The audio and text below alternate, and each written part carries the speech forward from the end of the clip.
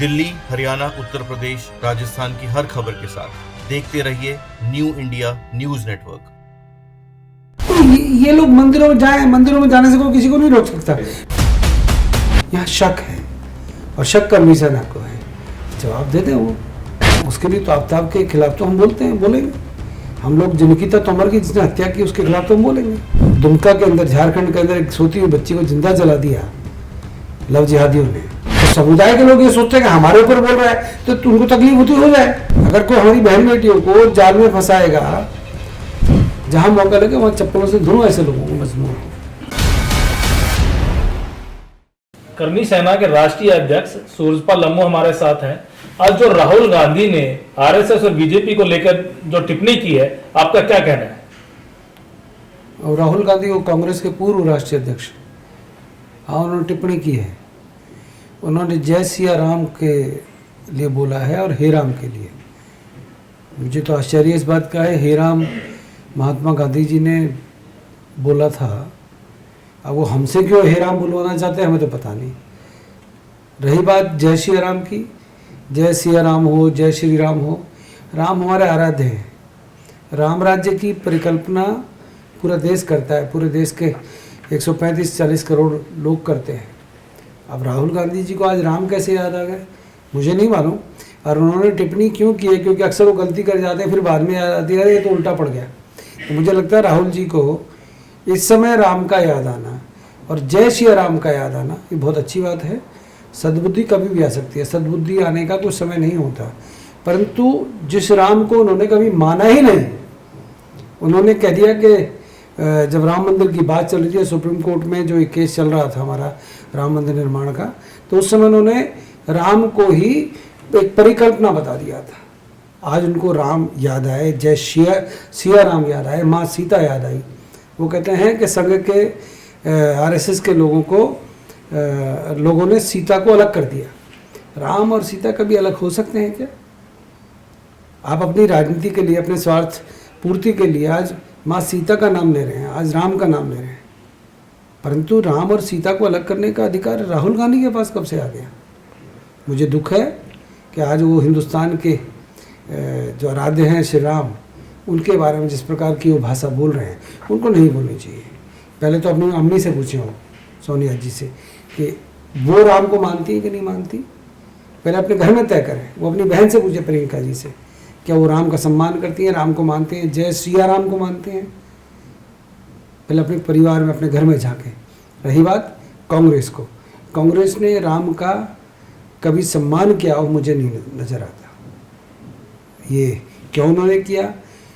ओछी पब्लिसिटी के लिए किया या जानबूझकर मीडिया में बने रहने के लिए किया, ये मुझे नहीं समझ में आया क्यों किया। उनके सलाहकारों ने उनको क्या राय दी मुझे नहीं पता। परंतु मुझे खुशी इस बात की है कि उनके मुँह से जय सिया राम निकला और आज उनको चिंता है राम की।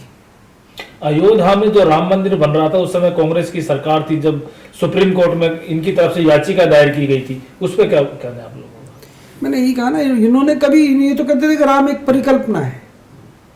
हम कहते हैं अयोध्या में राम जन्मे हैं। इन्होंने कभी राम को अयोध्या से कनेक्ट ही नहीं किया, ये तो मानते ही नहीं थे। इन्होंने कभी नहीं माना, बल्कि उस समय तो केंद्र में कांग्रेस की सरकार थी।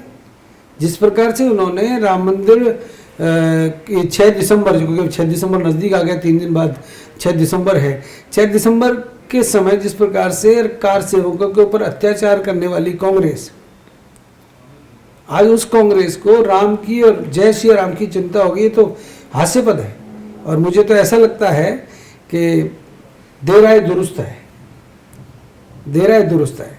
परंतु इनको ये सोचना चाहिए, कार सेवकों के ऊपर गोली इन्होंने चलवाई, नरसिम्हा राव ने चलवाई, सोनिया गांधी के कहने से चलवाई, मुलायम सिंह यादव ने चलवाई। क्यों चलवाई?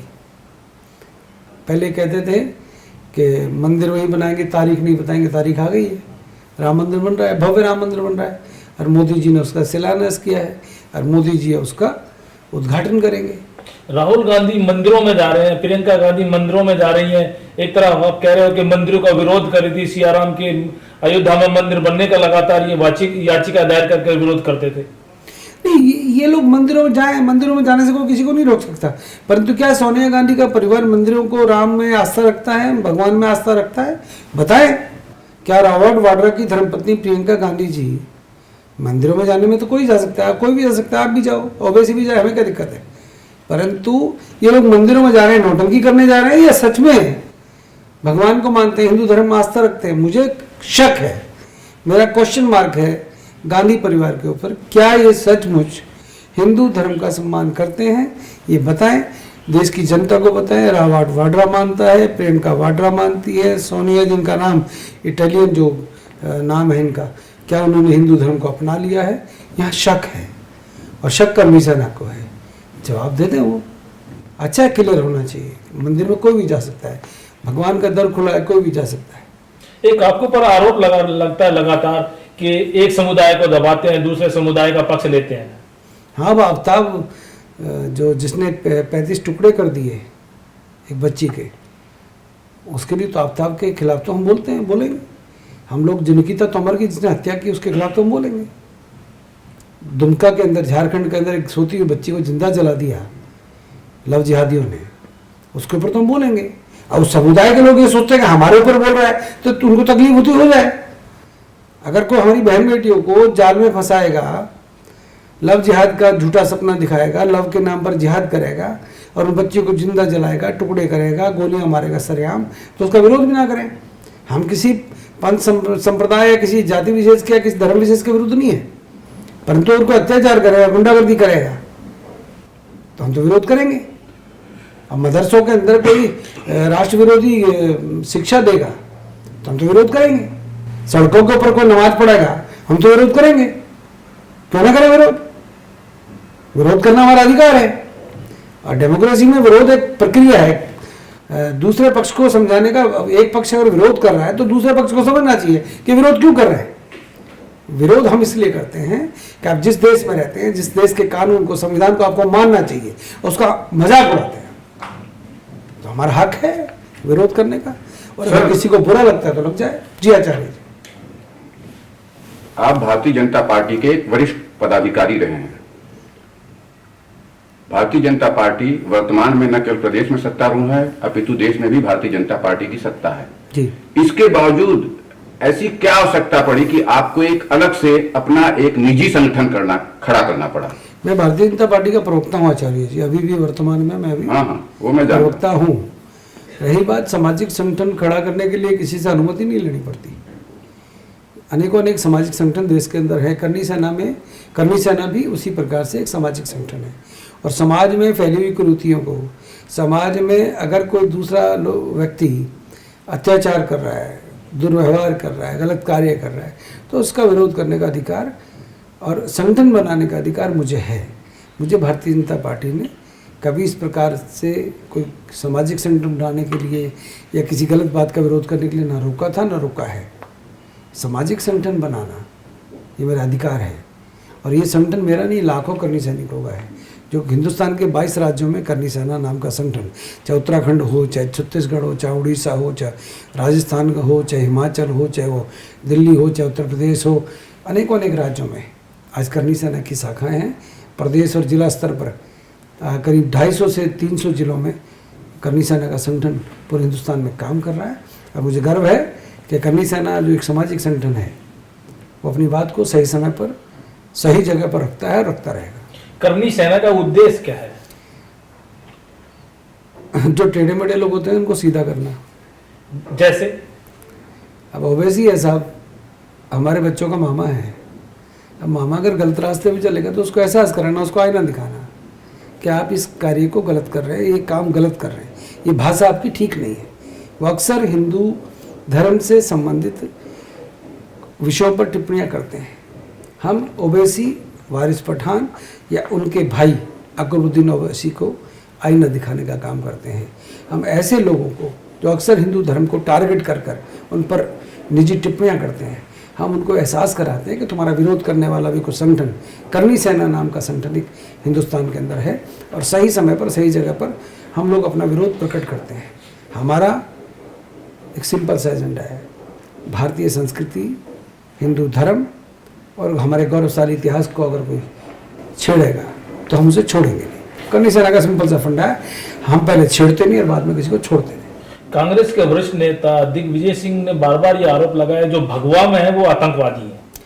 दिग्विजय जी का मैं बहुत सम्मान करता हूँ, सीनियर सिटीजन है, तो मैं उनके बारे में कोई टिप्पणी करना नहीं चाहूँगा क्योंकि उनकी टिप्पणी को कोई सीरियस लेता नहीं, और क्योंकि वो मेरे हिंदुस्तान के बहुत वरिष्ठ नेता रहे हैं कांग्रेस के, और कांग्रेस के नेताओं को कम से कम टिप्पणियाँ करने का अधिकार तो नहीं होना चाहिए क्योंकि इन्होंने देश की आज़ादी के बाद लगातार हिंदुस्तान पे राज किया है।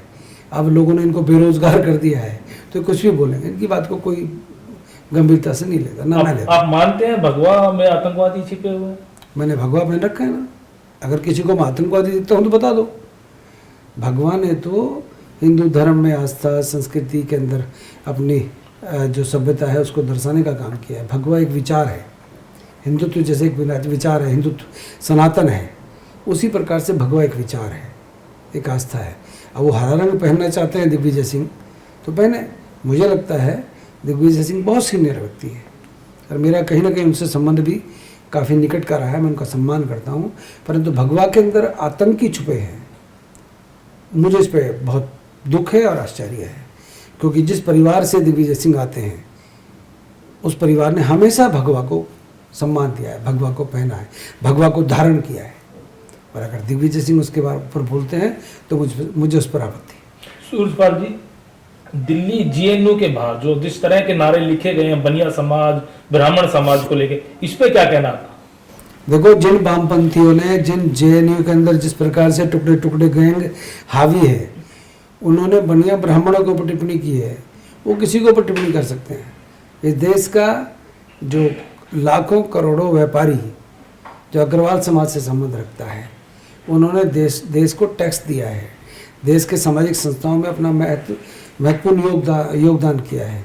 बाल गंगाधर तिलक हो या कोई भी भगवान परशुराम हो, उनके लिए बोलना, महाराजा अग्रसेन के वंशजों के लिए बोलना, ये निहायत ही घटिया सोच है। और जिन लोगों ने हरकत की है, करनी सेना उनको ढूंढ कर उनका मुंह काला करेगी। हम लोग चुप नहीं बैठेंगे, हम सभी धर्मों का सभी जातियों का सम्मान करते हैं, परंतु एक उस 1100 एकड़ में फैले हुए जवाहरलाल यूनिवर्सिटी दिल्ली के अंदर इस प्रकार की भाषा का प्रयोग करना, मुझे लगता है कि देश को जो टुकड़े टुकड़े गैंग है जो टुकड़े टुकड़े करने की धमकी देता रहा है, वो जेएनयू के अंदर हावी है, जवाहरलाल यूनिवर्सिटी के अंदर हावी है। वहाँ पर एक अलग विचार, अलग एक सोच जिसको हम वामपंथी कहते हैं, वो पनप रही है, और आज से नहीं पनप रही, वर्षों से पनप रही है। उसको रोकना चाहिए। और मैं तो केंद्र सरकार से अनुरोध करूँगा कि जवाहरलाल यूनिवर्सिटी के अंदर कि ऐसा ना हो कि जवाहरलाल नेहरू के विचार दोबारा पनपने शुरू हो जाए, उनको रोकना चाहिए। तो सर, आए दिन आप देख सकते हैं कि बहन बेटियों के खिलाफ कितने अपराध बढ़ते जा रहे हैं, जैसे कि हम आफ्ताब का केस ले सकते हैं। करनी सेना इसमें किस तरीके से भूमिका निभाती है? प्रज्ञा सैनी। हाँ जी सर। मैं आपको एक बात कहना चाहता हूँ, हिंदुस्तान की बेटियों को, हिंदुस्तान की बहनों को झांसी की रानी से सबक लेना चाहिए।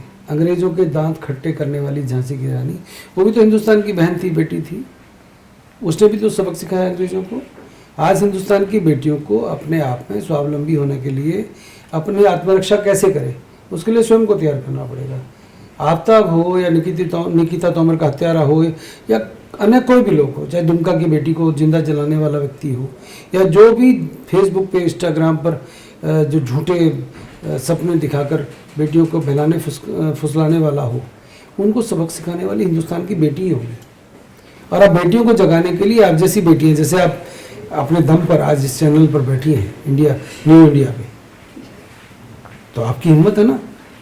हिंदुस्तान की बेटियों को विरोध करने का सिस्टम जारी रखना पड़ेगा, अपनी ताकत दिखानी पड़ेगी। जहां मौका लगे वहां चप्पलों से धुनो ऐसे लोगों को, मजलूमों को। ताकत तो आपको दिखानी पड़ेगी। करनी सेना तो जो कर रही है। करनी सेना एक ऐसा संगठन है जो इस टाइप के आतताई लोग हैं, जो आतंकी लोग हैं, या जो दुराचारी लोग हैं, उनको सबक सिखाने का काम करनी सेना करती है।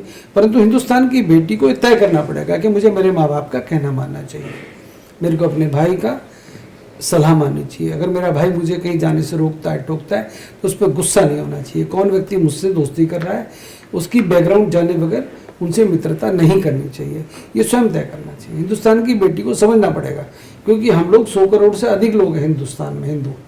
और आज हमें जो बाहरी लोग हैं मैं बाहरी लोग बोल रहा हूँ, वो आते हैं नाम बदल बदल कर बेटियों को फंसाते हैं। ये बेटियों को तय करना पड़ेगा, हम फंसें या उन्हें धुएं, ये हिंदुस्तान की बेटी को करना पड़ेगा। आज सबसे बड़ी दुख की बात है, श्रद्धा ने अगर अपने माँ बाप का कहना माना होता, अपने भाई का कहना माना होता, तो आज उसके 35 टुकड़े उस आफ्ताब ने ना किए होते। आफ्ताब ने जो टुकड़े किए वो एक श्रद्धा के नहीं किए, हिंदुस्तान की आस्था का, हिंदुस्तान के सम्मान का, हिंदुस्तान की बेटी की नृशंस हत्या की है। उसके लिए हिंदुस्तान की बेटियों को सबक लेने की आवश्यकता है। झांसी की रानी बनने में देर नहीं करनी चाहिए। तय हिंदुस्तान की बेटी को करना है, प्रज्ञा सैनी को करना है। तो करनी सेना जो कर रही है वो करती है, करती रहेगी। हम कभी झुकते नहीं, डरते नहीं। हम सुशांत सिंह राजपूत के केस में जिस प्रकार से उसको प्लानिंग करके मारा, हम उसके लिए लड़े, हमारे ऊपर मुकदमे दर्ज हुए। हम रानी पद्मिनी के सम्मान के लिए लड़े, हमारे ऊपर मुकदमे दर्ज हुए। हमने कभी परवाह नहीं की और ना ही हम करते हैं। कारण विरोध कोई तो करे, किसी न किसी को तो आगे आना पड़ेगा। और अब समय है हिंदुस्तान की बेटियों को, आप जैसी बेटियों को आगे आना।